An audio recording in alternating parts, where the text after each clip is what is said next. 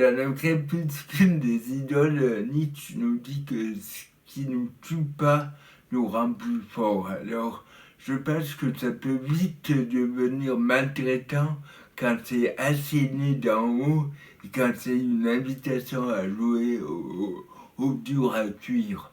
Mais c'est aussi une invitation à revisiter nos traumatismes avec justement lucidité pour émettre un paquet de douceur et pas se laisser aigrir par ce qui nous touche, par l'agressivité, par tout ce qu'on traverse en ce moment.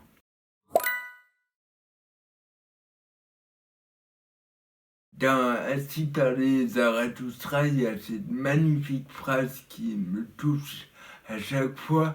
Il faut encore porter du chaos en soi pour accoucher d'une étoile qui danse.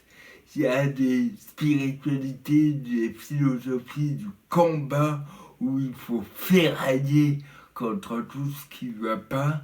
Et il y a peut-être une sagesse de la grande paix intérieure, accueillir tout ce qui se présente et essayer de glaner dans ce bordel, il n'y a pas d'autre mot, une paix, un équilibre, une justice et encore une fois beaucoup de douceur.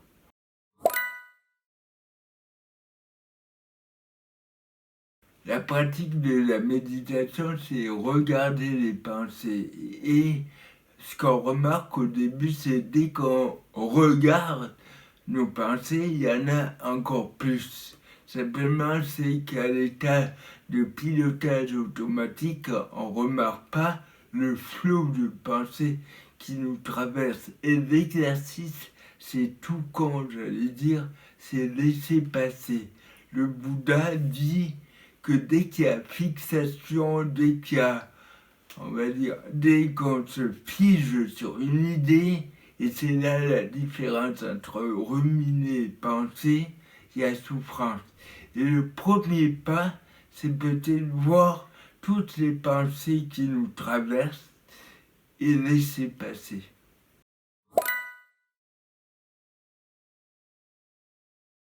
Il y a une phrase qui m'a beaucoup touché, c'est plus de liens, moins de bien. Ce travail aride contre nous, ça a peut-être été aussi l'occasion de se dépouiller. Et pour moi, la simplicité, c'est vraiment pas quelque chose qu'on doit s'imposer, mais c'est plutôt, comme dirait Spinoza, toujours le principe de Spinoza, qu'est-ce qui me met réellement en joie dans cette période délicate.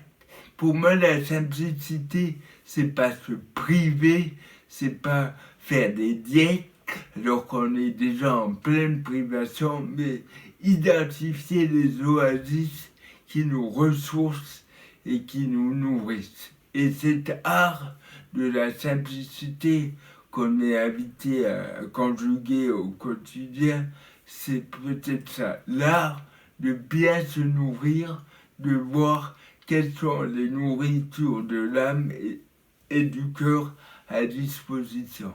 Il y a une histoire qui m'a fasciné, c'est Chogyam Trungpa qui doit fuir le Tibet envahi par les Chinois. Il est avec ses compagnons d'infortune, ils ont tellement faim qu'ils doivent bouffer leur sac de cuir et à un moment donné, ils traversent un champ de bananes.